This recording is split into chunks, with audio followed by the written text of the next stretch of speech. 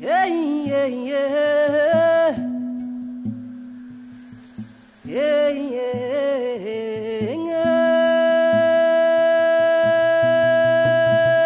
Je suis enseignant à l'université de Ouagadougou, professeur titulaire de littérature orale africaine. Et puis je suis aussi un activiste des droits humains et je suis le vice-président du Conseil national des organisations de la société civile du Burkina. Je suis aussi secrétaire général d'une association qui prône la valorisation des traditions orales dénommée Racine.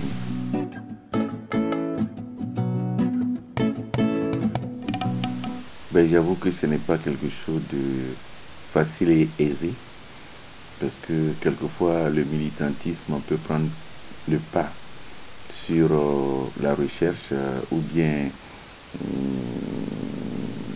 faire ombrage à la recherche, mais en même temps c'est une question d'organisation personnelle où on doit se rendre compte que la recherche aussi c'est de la passion, et que le militantisme c'est de la passion. En réalité c'est la même énergie qui parcourt l'individu, et à un moment donné effectivement je me suis retrouvé à me demander lequel des deux est privilégié, parce que je ne pouvais pas lâcher l'un et je ne pouvais pas lâcher l'autre.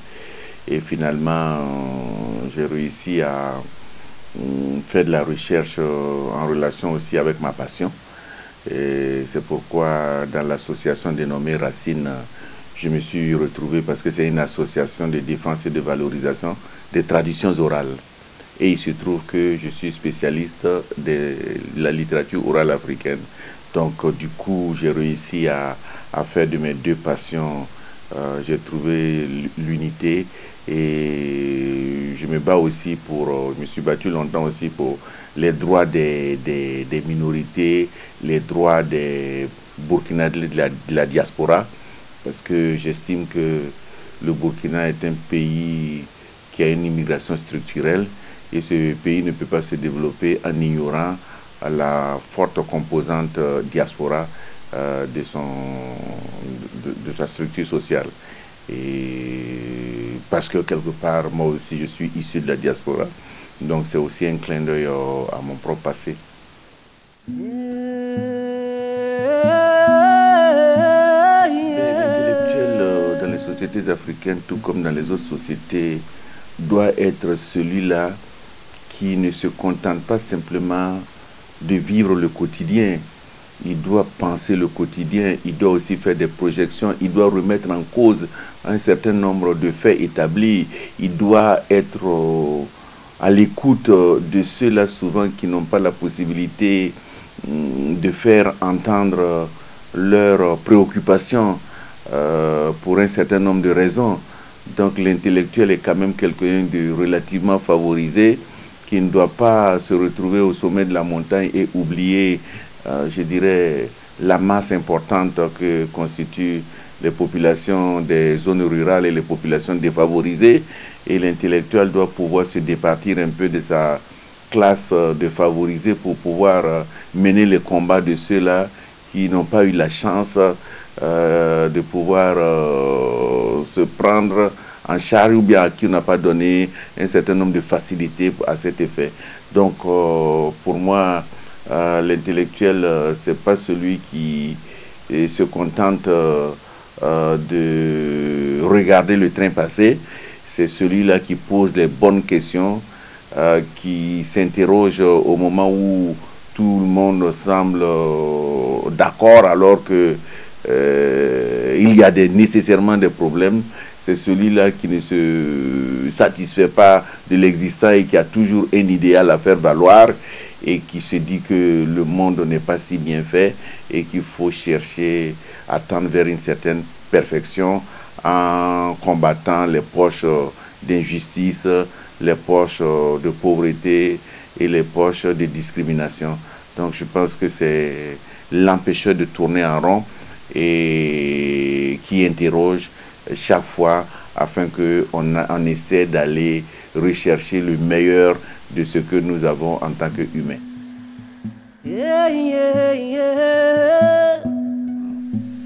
On peut entrer en politique par accident.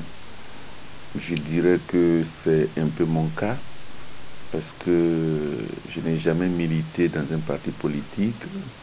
Je n'ai la carte d'aucun parti politique. Et quand j'ai été appelé au gouvernement, ça a été une grande surprise parce que le pays traversait une situation de crise. Le système éducatif était en crise. Les élèves étaient en défiance vis-à-vis de leurs enseignants et vis-à-vis de leur entourage. Et c'est suite à la mort de l'élève, à l'assassinat, bon, disons, à la négligence coupable qui a entraîné la mort de l'élève Justin Zongo. Donc c'est sur ces faits-là que j'ai été appelé au gouvernement en tant que ministre des enseignements secondaires et supérieurs. Donc il a fallu venir essayer de recoller les fils du dialogue, permettre aux élèves de retourner en classe et puis redonner confiance aux uns aux autres par rapport au système, ce que nous avons essayé de faire tant bien que mal. Par la suite, effectivement, n'étant pas du sérail, un certain nombre d'individus vivaient mal que je puisse avoir un ministère aussi stratégique sans être du parti. Et cela a valu, après 10 mois d'exercice, qu'on me confia un autre ministère, à savoir le ministère des Droits humains et de la promotion civile. Je crois que ça, c'est surtout en relation avec mon militantisme dans la société civile et mon engagement pour la cause des minorités et pour la défense des droits. Et là-bas aussi, j'ai fait juste 10 mois avant de me retrouver à mes chères études. Donc, en réalité, être un membre du gouvernement et un homme du pouvoir dans ces circonstances, c'est pas toujours évident, mais au moins, lorsque on garde une certaine lucidité, on est capable d'apporter des sons de cloche que les autres n'entendent plus, et on est capable d'apporter des éclairages et des idées et des sensibilités que ceux qui sont dans la lutte pour le pouvoir n'ont pas toujours en tête. On a la possibilité de faire valoir des questions touchant à des principes et non pas à des calculs politiciens. On pourrait vous penser être naïf parce que vous agissez pour l'intérêt de la majorité, disons de la majorité non pas politique mais la majorité de la population, et non pas pour des gains électoraux. Donc c'est un peu ce qui nous a animés, et bien entendu que en tant que ministre, vos décisions restent encore des propositions, puisqu'il y a un premier ministre qui arbitre et puis un chef d'État qui in fine décide. Mais au sein de votre ministère, vous avez une marge de manœuvre relativement réduite, mais vous avez quand même la possibilité d'apporter votre touche par rapport à certaines orientations. Donc c'est ce que nous avons essayé de faire. Et par exemple, nous avons toujours refusé d'avoir la langue de bois pour dénoncer, même en tant que ministre, certains travers. Je n'ai pas manqué, quand j'étais ministre des Droits humains, de traiter certaines actions des forces de défense et de sécurité de bavures policières. Ce que, bien entendu, les policiers n'ont pas apprécié. Mais je dis qu'il faut appeler les choses par leur nom et non pas enrober les bavures par des discours soporifiques et complètement décalés de la réalité.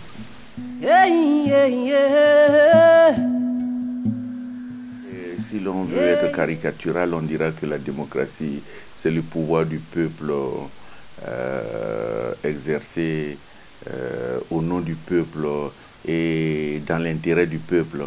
Mais maintenant, qui est le peuple et comment s'exerce ce pouvoir, c'est en réalité un pouvoir qui s'acquiert sur la base d'un suffrage électoral où les populations doivent avoir la possibilité libre de choisir leurs dirigeants. Ça, c'est les principes. Sous nos tropiques, la réalité est beaucoup plus controversée.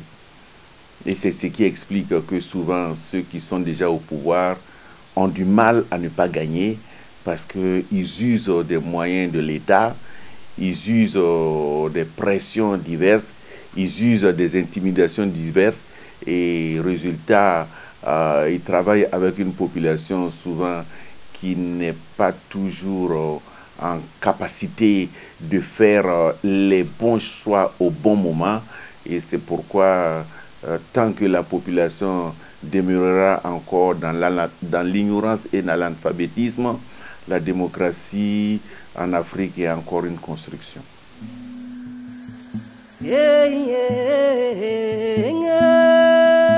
La palabra est essentielle pour l'humain, à savoir l'homme est doué de cette faculté pour pouvoir entrer en communication avec les autres et la parole elle est principielle et c'est elle qui construit les fils du dialogue, c'est elle qui permet de renouer les situations de mésentente et dans les sociétés de l'oralité comme les nôtres, la parole est vraiment l'arme qui permet de construire des ponts entre des populations qui ne sont pas toujours du même groupe ethnique, qui ne sont pas toujours des mêmes religions, mais qui ont la capacité de coexister, d'échanger, de fraterniser à travers un certain nombre de mécanismes, que ce soit le système des marchés, que ce soit le système des mariages, que ce soit les cousinages à plaisanterie. L'Afrique de l'oralité a développé beaucoup de diplomatie fondée sur l'oralité et les griots en sont en Afrique de l'Ouest des grands ambassadeurs qui permettent par la parole, par le verbe, de pouvoir construire des sociétés fortes et ouvertes.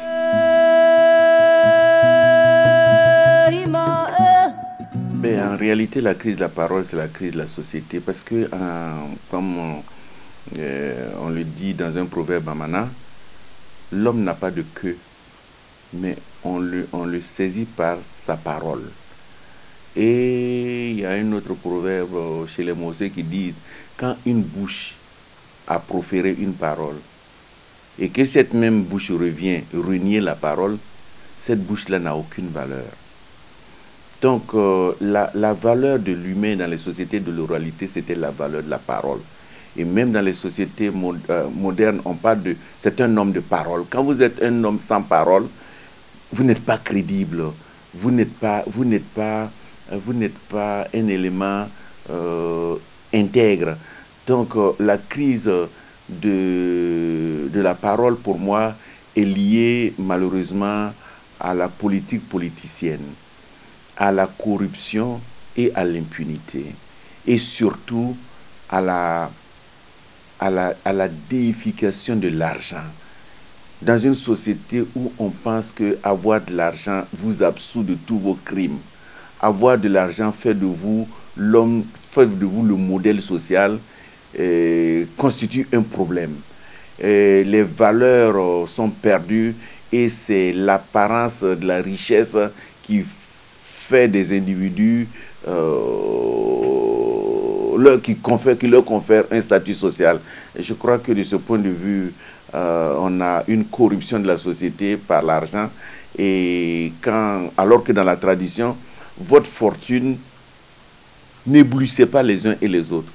On avait des personnes qui refusaient de consommer de l'argent dont ils ne connaissaient pas les origines, qui refusaient de se compromettre avec des fortunes dont ils ignorent la provenance. Malheureusement, la société d'aujourd'hui fonctionne sur la base de l'avoir et non pas sur la base de l'être. Et on ne prend plus le soin de se demander réellement comment vous avez acquis votre argent, pour peu que vous ayez de l'argent, qu'on vous trouve des qualités à n'en plus finir. Donc je pense que dans la société de l'oralité, on ne fonctionnait pas sur la base de l'apparat, mais on fonctionnait sur la base de ce que l'on savait de vous. On fonctionnait sur la base de ce que On dit bon sang ne saurait mentir. Quelle est votre valeur ajoutée par rapport à la probité de vos parents, par rapport à votre lignée? Parce que vous n'avez pas simplement à défendre votre individualité, mais vous avez à défendre tous ceux dont vous êtes l'héritier. Donc à ce moment-là, l'individualité n'avait pas autant de force, c'est plutôt l'appartenance au groupe qui conférait un statut social.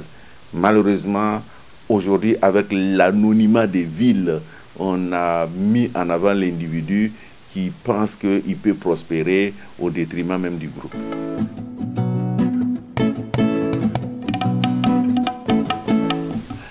Eh bien oui, ça je crois que c'est ma dimension activiste des droits humains qui me fait réfléchir en disant que toutes les paix ne sont pas de bonnes paix. Il y a des paix qui sont funestes. Il y a des paix qui sont vénéneuses. Il y a des paix qui sont pires que la guerre.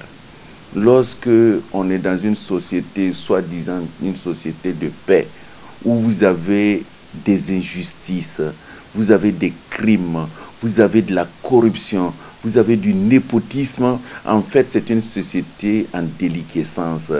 Et accepter cette paix-là, ce n'est rien d'autre que de la compromission et de la lâcheté. Il faut à un moment, de ce point de vue, avoir le courage de donner un coup de pied à la termitière pour que justement puisse réjaillir une autre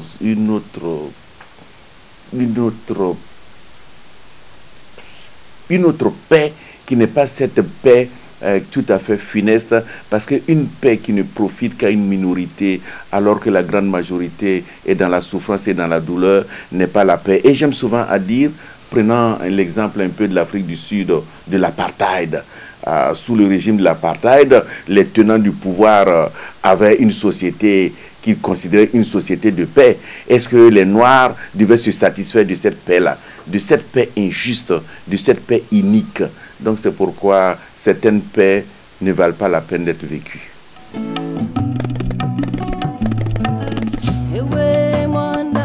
Ce qui s'est passé au Burkina en 2014 est une insurrection.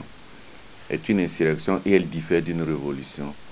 Parce que quand vous avez vu, après le départ de Blaise, tout le tâtonnement auquel on a assisté dans un premier temps, les militaires ont voulu encore s'accaparer du pouvoir avec le colonel Zida, et il a fallu que la société civile et les partis politiques reviennent un peu recadrer les choses pour que finalement on puisse remettre le pouvoir entre les mains des civils. Mais encore là-bas, vous avez vu comment les militaires ont occupé la part du lion au niveau du Conseil national de la transition et même dans le gouvernement. C'est donc dire que en réalité, c'est une insurrection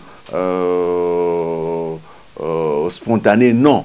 Parce qu'aucune insurrection n'est spontanée. Il y a eu un travail à la base des organisations de la société civile, de même que des partis politiques de l'opposition, ont préparé le terrain pour que justement la situation devienne ingouvernable pour le régime du président Blaise Compaoré, qui avait trop tiré sur la corde de l'article 37. Ce n'était pas la première fois que l'on subissait la modification de l'article 37, mais c'était la dernière fois, et c'était la dernière fois de trop. Vous savez, on dit que les Burkinabés sont des peuples, constituent un peuple docile, poli, mais on compare aussi les Burkinabés aux dromadaires, qui lorsqu'il est accroupi, vous pouvez facilement accéder sur son dos, mais lorsqu'il se tient droit sur ses quatre pattes, vous avez besoin d'une échelle pour pouvoir désormais monter sur le dromadaire. C'est donc dire que le président Compaoré a fait une erreur de casting lorsqu'il ne s'est pas rendu compte qu'il avait changé de génération et que les Burkinabés qui étaient ressortis complètement, je dirais, traumatisés après la mort de Sankara ne sont plus ces mêmes Burkinabés qui étaient majoritairement dans la rue à scander son départ. C'était ceux-là justement qui n'ont même pas connu Sankara, mais qui ont eu l'idéal de ces Sankara-là, de Sankara, le le père des hérités et qui travaillait et qui avait des discours dans le sens panafricaniste et dans le sens de réhabiliter l'homme noir.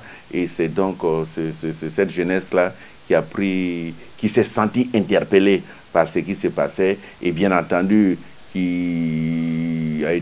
cette jeunesse a été accompagnée par beaucoup d'hommes politiques et d'organisations de la société civile qui ont trouvé maintenant que l'heure était arrivée de ne pas continuer à subir un peu cette violence politique qui consistait à triturer la loi fondamentale, parce que quand on ne respecte pas la Constitution, quand on fait changer la Constitution en fonction des intérêts des dirigeants, quelque part c'est une sorte de mépris vis-à-vis des électeurs, et cela pose problème jusque lorsqu'on affirme par la suite que en dehors d'un homme, il n'y a plus de personnes crédibles pour diriger un pays. C'est une insulte à tout un peuple. En dehors de l'écriture, les peuples africains avaient développé des sommes de connaissances, de savoir et de pratiques qui gisent dans leurs productions orales.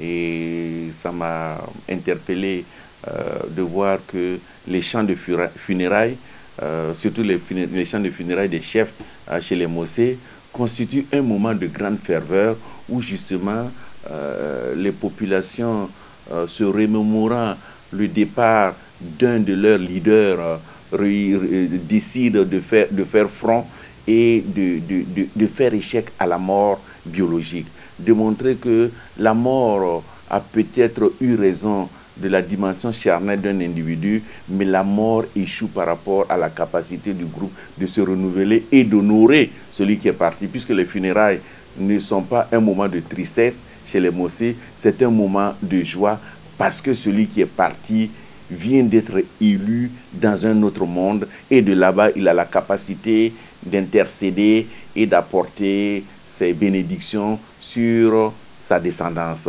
Donc, cet élément de la cosmogonie m'a intéressé, et j'ai donc travaillé sur des chants de funérailles des chefs. Il y avait le roi Naba Kougri, il y avait un de ses ministres de l'Allée, Naba Abra, plus un chef de village, et l'opportunité s'était présentée, et j'ai fait ma thèse là-dessus pour essayer de montrer un peu comment dans les textes oraux des Mossé, on pouvait véhiculer une vision du monde, on pouvait véhiculer une connaissance, un savoir, on pouvait véhiculer tout un univers que la littérature écrite bien souvent ignore.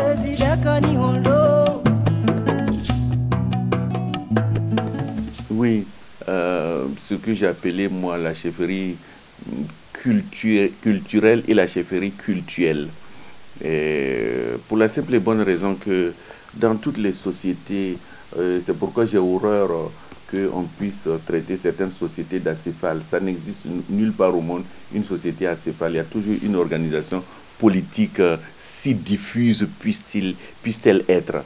Donc quand vous regardez les sociétés du Burkina, vous avez essentiellement deux types de sociétés.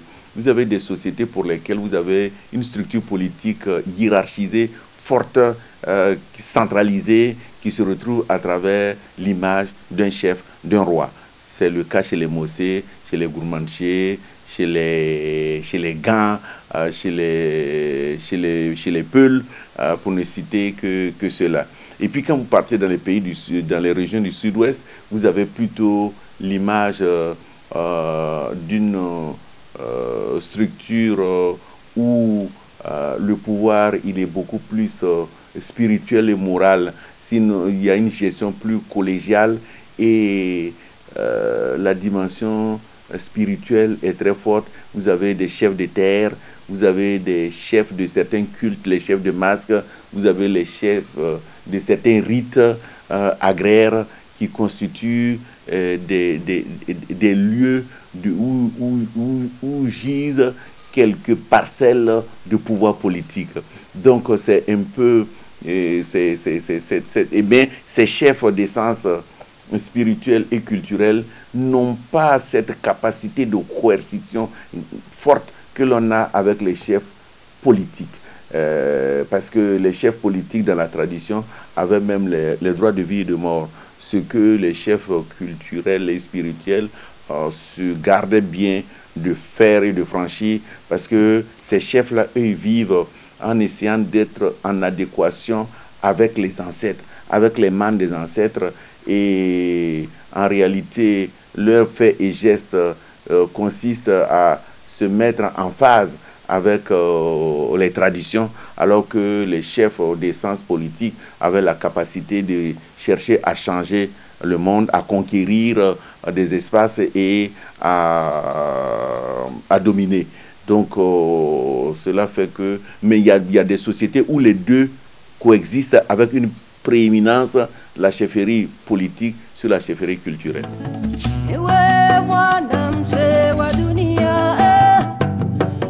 C'est une question politique. C'est une question de lutte d'intérêts. Parce que très souvent, les hommes politiques voient d'un mauvais œil ce qu'ils appellent l'intrusion des autorités traditionnelles et coutumières dans la gestion de la cité. Et également, les hommes politiques sont souvent peu instruits des réalités traditionnelles et coutumières, parce que décalés par rapport à leur tradition, et certains même ne pratiquent même pas encore les langues locales. Cela si bien qu'ils se retrouvent analphabètes par rapport à leur propre tradition et par rapport à leur propre culture. Et la langue française et la culture française constituent pour eux une arme de pouvoir. Une arme de pouvoir, et donc ce faisant, ils s'en saisissent pour pouvoir se positionner et être en situation de dominant. Donc cela procure un certain nombre d'intérêts, et malheureusement cela va à l'encontre d'une démocratie participative, parce que nous pensons que la démocratie réelle doit consister à prendre en compte toutes les composantes de la société, et que chacun dans sa spécificité, l'essentiel étant que l'on puisse avoir un idéal vers lequel les uns et les autres peuvent converger en mutualisant leurs énergies.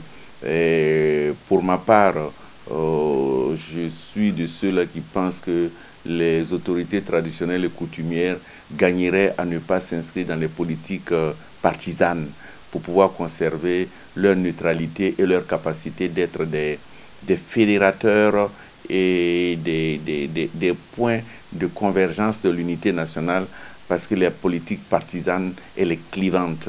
Elle fait qu'on a d'un côté ceux qui s'appellent la majorité, et ceux qui sont de l'opposition, qui se considèrent comme des perdants, et très souvent se regardant en chien de faïence. Et lorsque les crises arrivent à un certain seuil, les politiques sont mal placés pour pouvoir recoller les brèches, puisque c'est eux-mêmes qui ont allumé l'incendie. Et en ce moment-là, les chefs traditionnels, s'ils ont su garder une neutralité, ici les politiques ont eu la sagesse de ne pas les mêler à leurs querelles politiciennes, ils ont la capacité d'aider à recréer l'unité nationale.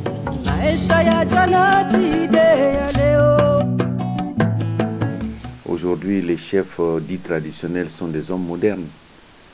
Ils ont étudié dans les universités, c'est des docteurs, c'est des ingénieurs, c'est des cadres compétents dans tous les secteurs d'activité, mais qui sont les représentants de leur communauté. Et par conséquent, ils sont tout à fait qualifiés, comme vous et moi, à pouvoir s'inscrire dans la modernité. Et c'est pourquoi nous estimons que pour la construction de la démocratie, il serait tout à fait judicieux que nous réfléchissions à intégrer toutes les composantes de la société, et les chefferies traditionnelles et coutumières participent du tissu social du Burkina et de l'Afrique. Et construire sans ces composantes-là, c'est construire une société artificielle. Parce que c'est ne pas impliquer les populations. Parce que les chefferies aujourd'hui représentent je dirais des administrations alternatives, de la gouvernance alternative, parce que la plupart du temps, les gouvernances officielles sont souvent loin des populations par leurs pratiques, par leurs discours, par leurs attitudes. Alors que les chefferies, n'importe qui peut aller voir le chef et lui soumettre ce problème. Et le chef, c'est celui qu'on a vu naître, c'est l'enfant d'un tel. Donc, quelque part, il y a une approche, je dirais, du type sentimental, et puis il y a une administration de proximité avec la chefferie. C'est pourquoi les chefs sont à même de pouvoir défendre les intérêts des communautés qu'ils représentent s'ils ne s'inscrivent pas dans les politiques partisanes. Dans la modernité d'aujourd'hui, l'incivisme constitue aujourd'hui, je dirais, un fléau, une gangrène, dans la mesure où les actes inciviques des individus tendent à saper même le vivre ensemble et à saper même les règles de la société.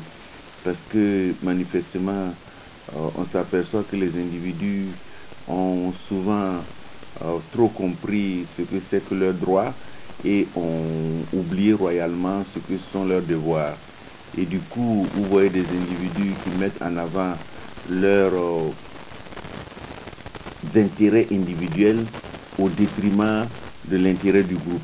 Et le civisme, c'est quoi? C'est simplement le fait de ne pas penser aux autres quand on agit sur la place publique, quand vous brûlez le feu rouge, quand vous ne vous arrêtez pas, quand le policier vous siffle, quand vous abusez de votre autorité dans l'administration. Tout ceci, quand vous faites, vous fonctionnez à coup de pot de vin, tout ceci, ce sont des actes qui finissent par dégénérer en actes crapuleux. Et c'est pourquoi, pour moi, il n'y a pas de petit incivisme, parce que ça commence par des petits délits et des petits faits crapuleux, et ça finit par dégénérer dans la grande délinquance. Et en la matière, il n'y a pas que les jeunes, parce que les personnes adultes aussi s'inscrivent dans cette dynamique de non-respect de la loi et du non-respect des règles communautaires. Donc je pense que c'est un combat à mener, parce que c'est aussi le combat de la citoyenneté. Quand on n'est pas capable de respecter les règles de sa cité, ben on se comporte un peu comme un loup dans la jungle. Et ça, c'est toujours néfaste pour la cohésion et la paix sociale. Je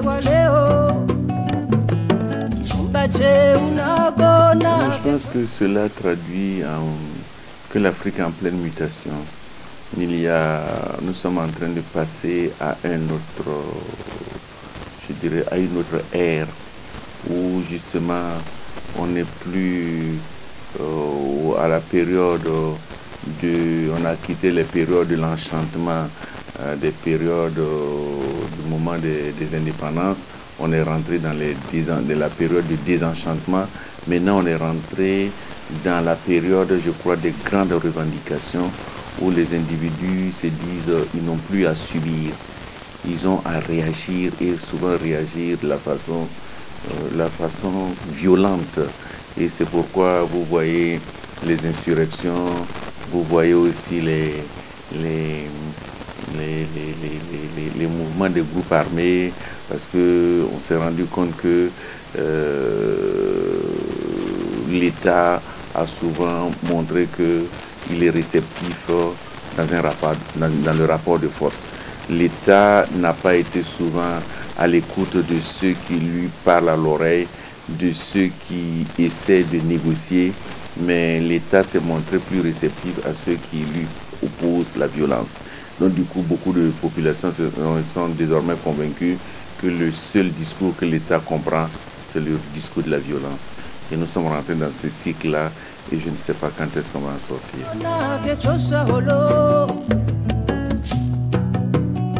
Et ça fait déjà plusieurs décennies qu'il y a un désamour entre le peuple du Burkina et sa justice.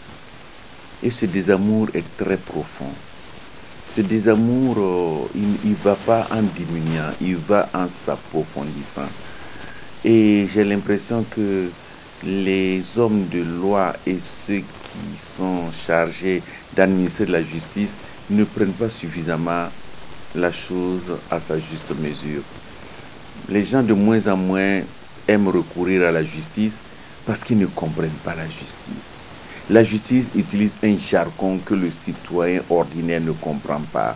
La justice parle dans un langage et dans une langue qui est complètement aux antipodes du citoyen burkinabé. La justice se refuse de s'exprimer même dans les langues nationales. Et quand on me dit qu'on rend la justice au nom du peuple, je vous demande, mais de quel peuple parle-t-on? Parce que quand on veut rendre la justice au nom du peuple, on commence à s'exprimer dans la langue que comprend ce peuple. Mais aujourd'hui, nous avons un jargon complètement suranné et qui, si vous avez un bac plus 4, quelquefois même vous ne comprenez pas le rendu du juge. Cela pose problème. Cela pose problème. Et une justice qui n'est pas arrimée avec l'attente des populations est une justice qui ne peut pas prospérer. Et on assiste ça et là à la volonté des individus de se rendre justice autrement que de passer par les arcanes des palais de justice. Et au Burkina, à plusieurs fois, en situation de crise, on brûle les palais de justice. Ce n'est pas un fait du hasard. Cela traduit, je dirais, un désaveu profond, un désamour profond, où on a le sentiment que les hommes de loi et les hommes de justice sont ceux qui ont l'avoir, le pouvoir et le savoir, et que la justice n'est pas là pour le citoyen ordinaire. Donc le citoyen ordinaire ne semble pas trouver son compte dans les palais de justice. Donc je pense qu'il y a nécessité de revoir la copie et de revoir dans nos facultés de droit comment est-ce que nous pouvons construire une justice qui soit un tant soit peu en phase avec les populations et surtout que les populations soient à même de comprendre. Parce que tout se passe comme si parler de la justice en langue nationale, c'est trahir le droit et la justice. Je regrette même les religions qui nous sont venues de l'extérieur. Les religions aujourd'hui se déclinent dans nos langues nationales. On fait la messe dans nos langues nationales. On fait des prêches islamiques dans nos langues nationales. Pourquoi la justice ne peut pas se mettre à cette école-là?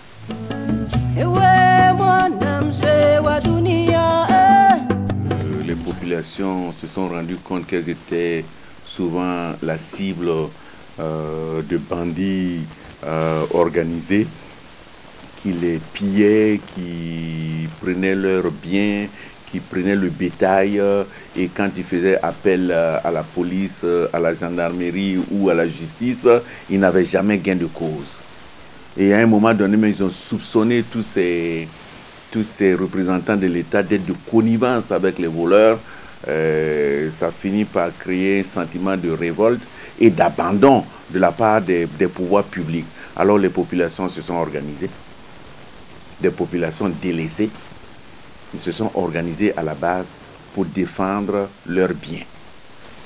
Et c'est ainsi que ça est né la nouvelle forme de Korluero qui sont mobilisés pour traquer les voleurs. Leur cible privilégiée, ce sont les voleurs. Et ils utilisent des méthodes, qu'on dirait des méthodes d'un autre temps, mais des méthodes qui se sont révélées ô combien efficaces. Parce que beaucoup de biens ont été retrouvés, beaucoup de voleurs ont dû abandonner la pratique, beaucoup ont dû quitter la zone et beaucoup de localités aujourd'hui vivent dans une certaine quiétude. Certains axes étaient plus fréquentables au Burkina. Vous ne pouviez plus prendre l'axe de Fada, vous ne pouvez pas prendre l'axe de Léo, l'axe de Pau. Il y avait toujours des coupeurs de route. Aujourd'hui, ces voies sont libérées. C'est vrai que les méthodes utilisées ne sont pas toujours des méthodes en phase avec les droits humains, mais je me demande si on pouvait faire autrement quand vous avez des coupeurs de route qui n'hésitent pas à tuer, à violer, à dépouiller et à menacer à visage découvert. C'est donc dire qu'ils n'avaient plus peur des forces de défense et de sécurité qui étaient très loin. Quand vous prenez même le maillage du territoire, on se rend compte qu'il y a des zones entières où vous n'avez ni police ni gendarmerie. Et ces habitants-là sont des Burkinabés à part entière et ils ont droit aussi à la sécurité, ils ont droit à voir leurs biens être protégés. Et donc cette organisation leur a donné un peu de répit, un peu de quiétude et désormais les autorités publiques me sont obligées de composer avec les groupes d'autodéfense qui ont commencé à se répandre sur le territoire, une bonne partie du territoire national et à rendre une justice qui n'est pas la justice des prétoires, qui n'est pas la justice des palais. Parce que c'est vrai que quand ils attrapent un voleur, ils lui font subir des sévices. Ce que les milieux bien pensants n'apprécient pas. Ils ont leurs raisons, mais si les voleurs arrêtaient de voler aussi, peut-être que les gens les Corlerots ne seraient pas obligés d'atteindre ces extrêmes-là et puis disparaîtraient même de toutes les façons, de leur propre, de la belle façon. Donc je dis, la présence des groupes d'autodéfense est un aveu de l'échec des autorités publiques à assurer la sécurité des populations. Et ça, cet échec-là n'est pas imputable aux Corlerots qui n'ont fait que réagir. C'est l'autorité publique qui s'est montrée incapable.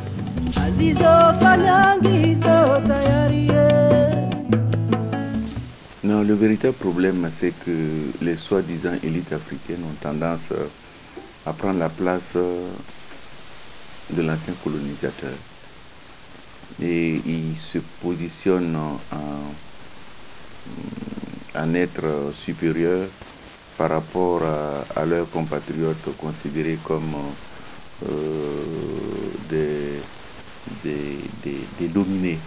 Et nous devrions un peu travailler à quitter un peu cette posture parce que l'élite n'a de raison et n'a de sens que par rapport à sa capacité à aider la masse à gravir les échelles et à s'inscrire dans un développement partagé, équitable. Et une élite qui accapare tous les biens de l'État, une élite qui oublie les grands producteurs que sont les paysans, une élite qui ne soucie pas du bien-être des populations des zones rurales et des populations analphabètes, est une élite de mon point de vue dégénérée. Parce que quand on est élite, on doit travailler à réduire considérablement les disparités, à tuer l'élitisme afin que tous les citoyens puissent aspirer à une part du ciel qui doit être la même que tout le monde. Et donc c'est pourquoi nous devrions travailler à tuer cette élite que la colonisation a créée artificiellement dans le sens simplement de servir ses intérêts. Parce que maintenant, il faut qu'émerge une autre forme d'élite qui consiste à se mettre en phase avec les populations, à faire corps avec les populations et à avancer avec les populations. Et non pas celle-là qui se retrouve au sommet de la montagne et qui regarde la population qui croupit dans la misère au fond de la vallée.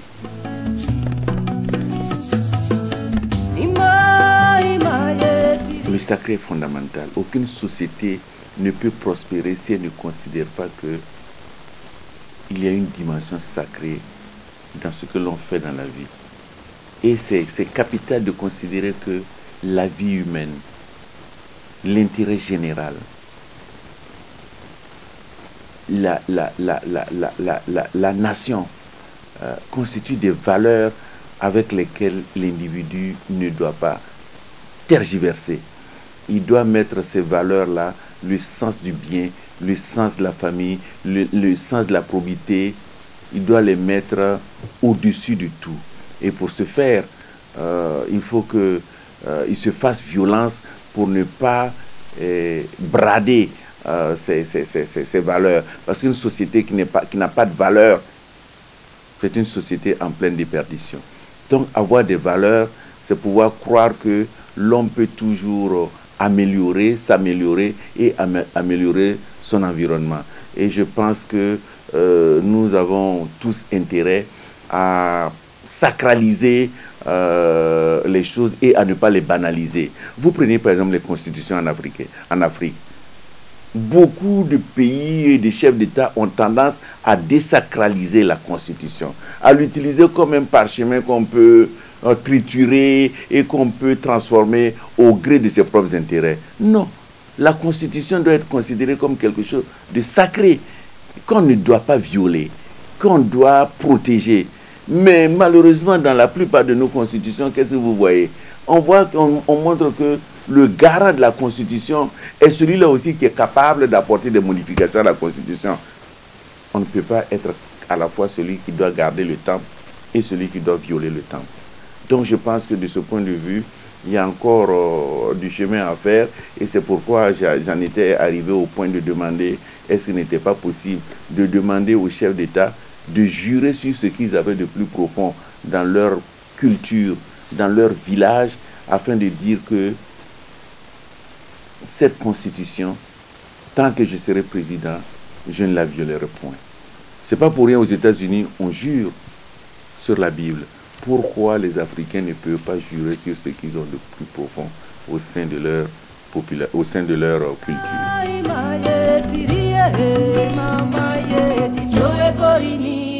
Fie